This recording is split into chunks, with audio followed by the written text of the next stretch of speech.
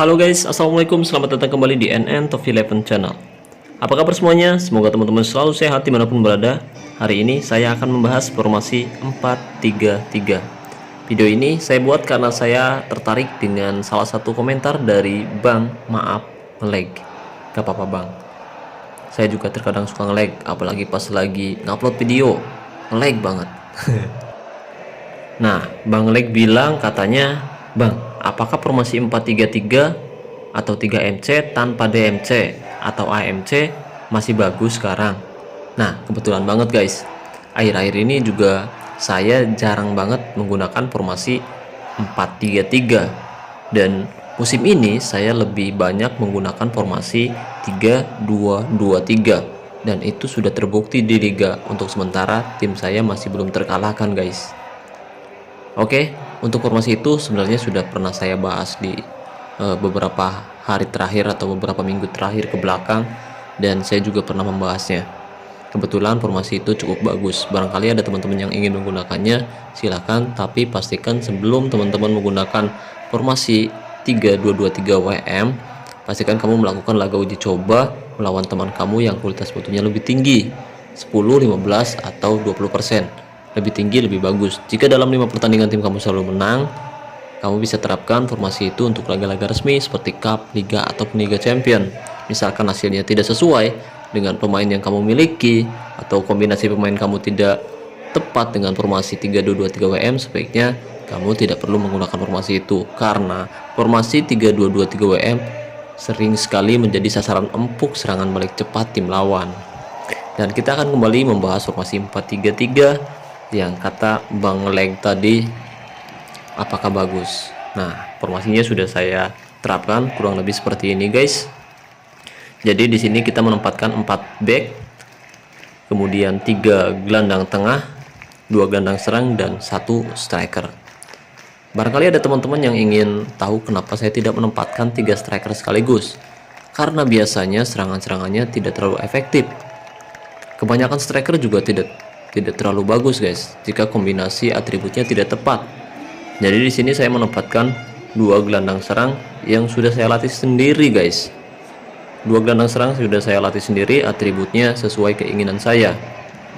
Lionel Messi memiliki atribut umpan silang yang bagus. Dia akan bermain di sisi sebelah kanan dan mengirimkan umpan-umpan crossing untuk Zlatan Ibrahimovic. Ibrahimovic sendiri memiliki atribut penempatan posisi dan sundulan yang bagus. Dia juga penyerang yang handal, dan musim ini dia sudah mencetak banyak gol. Dan untuk sementara sekarang Zlatan Ibrahimovic menempati posisi pertama pencetak gol terbanyak di liga dan di cup. Oke, untuk taktiknya sendiri di sini saya menerapkan mental tim normal, fokus umpan sayap kanan, gaya mengumpan panjang, serangan balik nyala, gaya tekanan rendah, gaya tackle normal, gaya penjagaan jaga daerah tertentu, dan jebakan offside nyala. Oh iya teman-teman, sebaiknya teman-teman jangan langsung menerapkan formasi 4-3-3 ini. Jadi sebelum teman-teman menerapkannya, pastikan teman-teman tahu di mana letak kelemahannya dan di mana letak kelebihannya. Karena kebetulan saya jarang menggunakan formasi ini, saya juga masih belum tahu pasti apakah formasi ini masih lemah di area tengah. Mari kita simak baik-baik video ini hingga selesai. Dan buat teman-teman yang saat ini menggunakan formasi 4-3-3 seperti ini, gimana nih kesimpulannya? Coba ceritain dong di komentar video ini. Barangkali ada teman-teman yang ingin tahu bagusnya di mana, letak lemahnya di mana. Karena kan setiap pemain beda-beda, kombinasinya juga pasti beda-beda.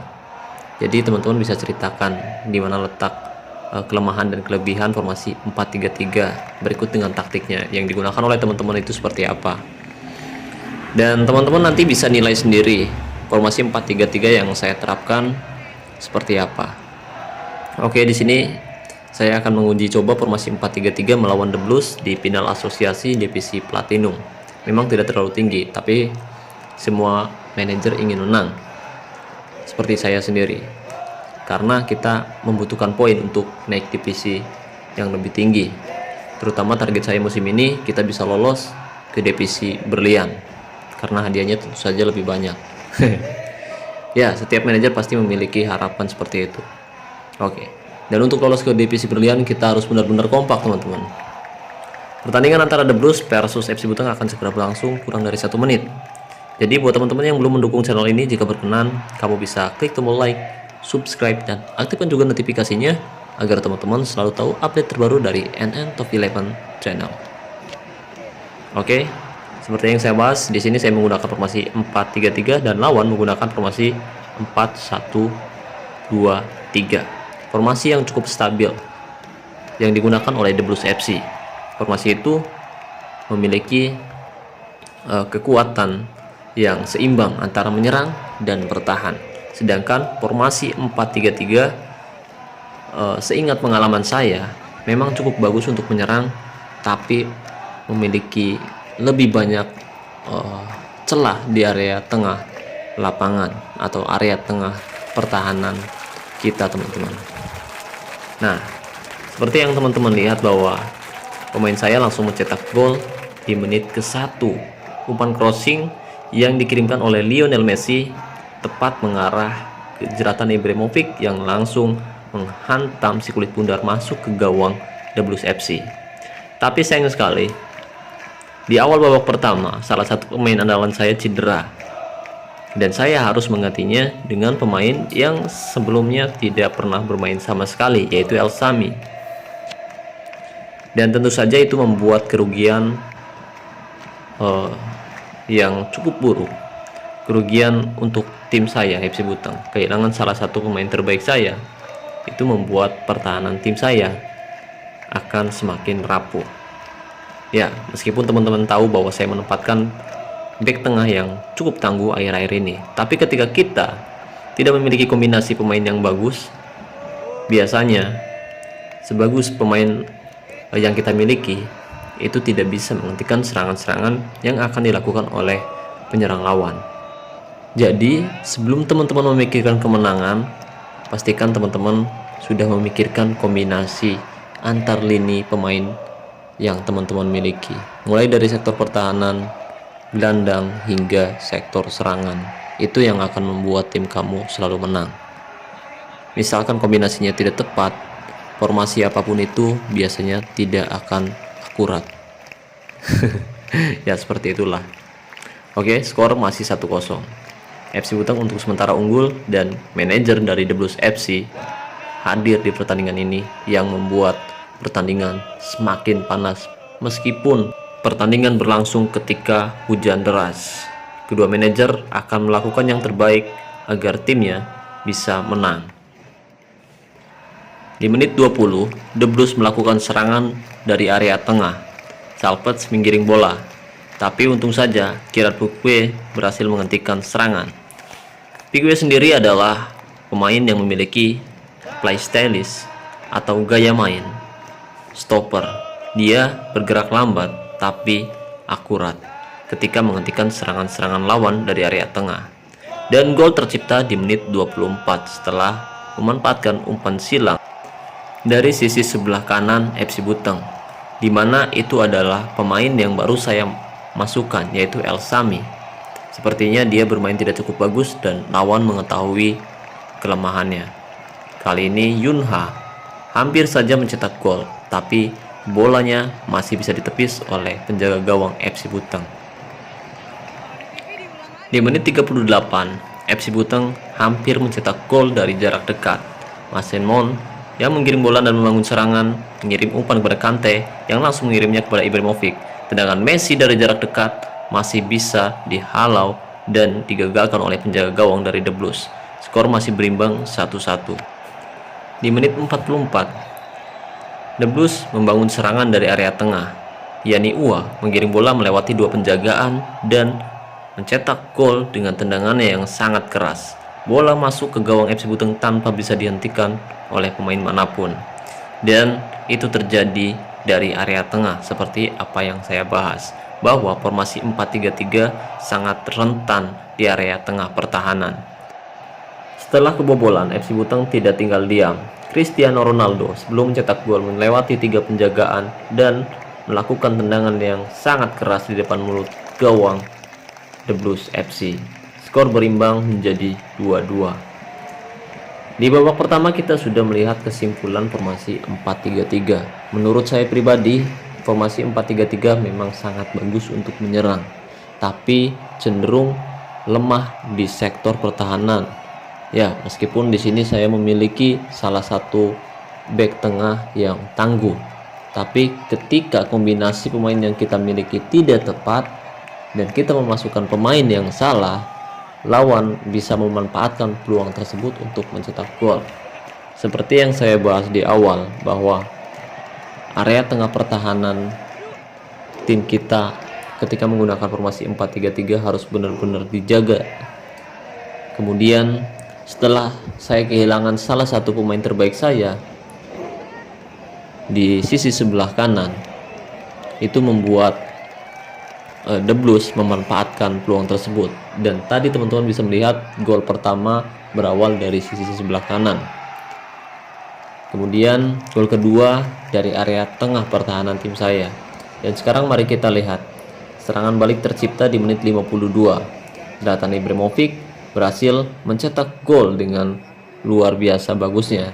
Tendangan kerasnya dari jarak dekat tidak bisa ditepis oleh penjaga gawang The Blues, dan skor unggul 3-2 untuk FC Buteng.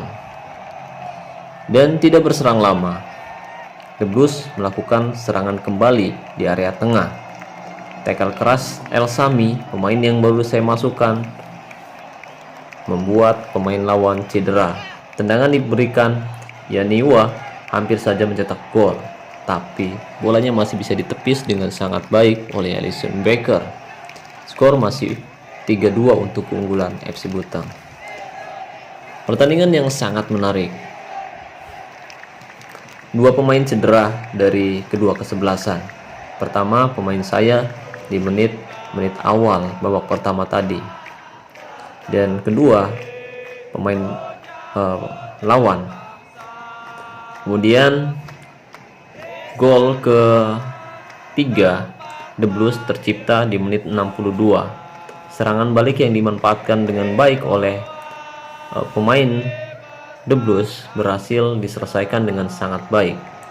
The Blues berhasil mencetak gol dari jarak dekat melewati penjagaan FC Buteng, dan penjaga gawang dari FC Buteng dikecoh dengan sangat tenang. Kali ini FC Buteng melakukan pelanggaran lagi di depan mulut gawang.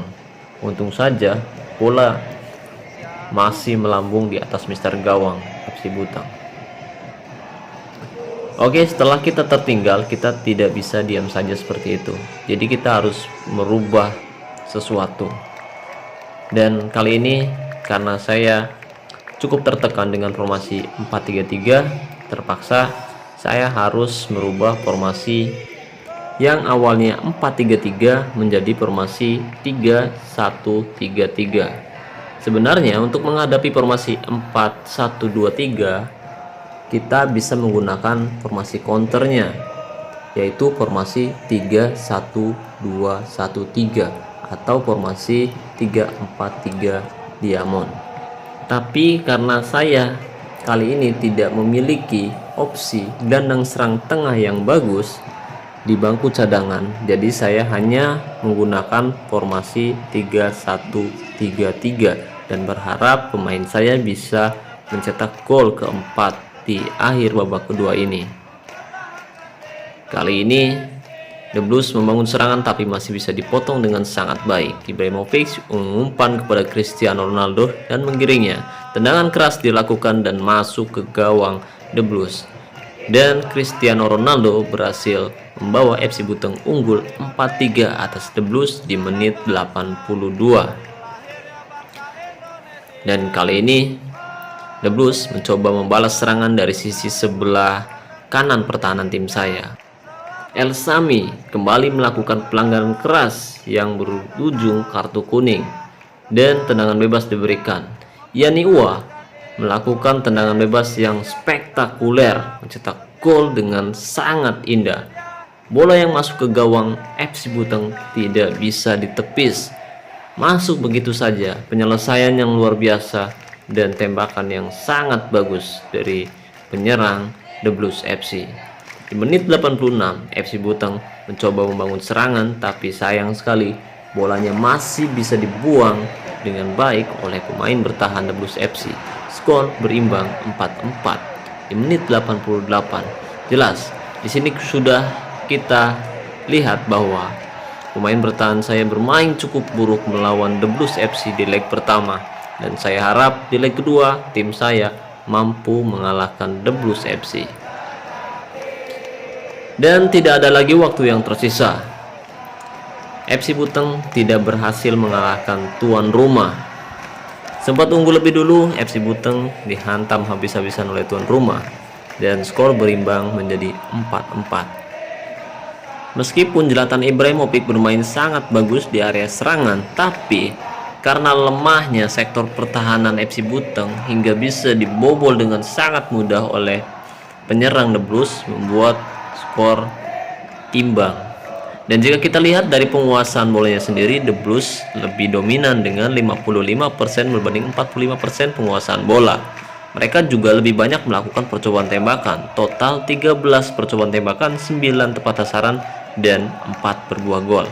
Sedangkan FC Buteng melakukan 12 percobaan tembakan, 9 tepat sasaran dan 4 berbuah gol. Untuk efisiensi tembakan sendiri imbang 44 berbanding 44. Seperti yang saya bahas, mereka mencoba menyerang dari area tengah pertahanan tim saya dan itu terbukti. Kita lihat di sini untuk zona menyerang mereka lebih banyak dari area tengah dan mereka mencetak gol dengan sangat-sangat mudah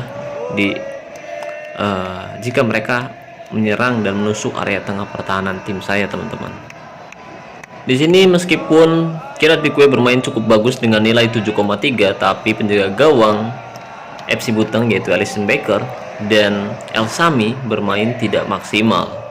Mereka mendapatkan nilai 5, di mana nilai itu adalah nilai terendah untuk seorang pemain. Oke, dan manajer dari kedua kesebelasan hadir. Dan ini membuat pertandingan berjalan begitu menarik. Jadi gimana menurut teman-teman mengenai formasi 4-3-3? Barangkali ada teman-teman yang menggunakan formasi itu di musim ini full. Gimana kesimpulannya, dimana letak kelemahan dan kelebihannya, kamu bisa sharing di komentar video ini. Oke, jadi seperti itu yang bisa saya bahas kali ini, dan di kesempatan selanjutnya saya akan membahas formasi 4-1-2-3 seperti apa yang digunakan oleh tim lawan. Sebenarnya formasi itu masih termasuk formasi 4-3-3, bedanya formasi 4-1-2-3 P-Style, formasi itu akan lebih stabil dan saya akan mencobanya di leg kedua nanti. Jadi terus stay di NN Tofi 11 channel. Buat teman-teman yang belum subscribe, silahkan subscribe terlebih dahulu karena subscribe itu gratis. Oke, terima kasih banyak buat teman-teman yang sudah menonton video ini sampai selesai. Terima kasih banyak. Kemudian saya ucapkan terima kasih banyak juga buat teman-teman yang sudah mendukung saya sejauh ini. Terima kasih atas doa dan dukungannya. Saya ucapkan wassalamualaikum warahmatullahi wabarakatuh. Salam olahraga, salam Tofi 11 Indonesia.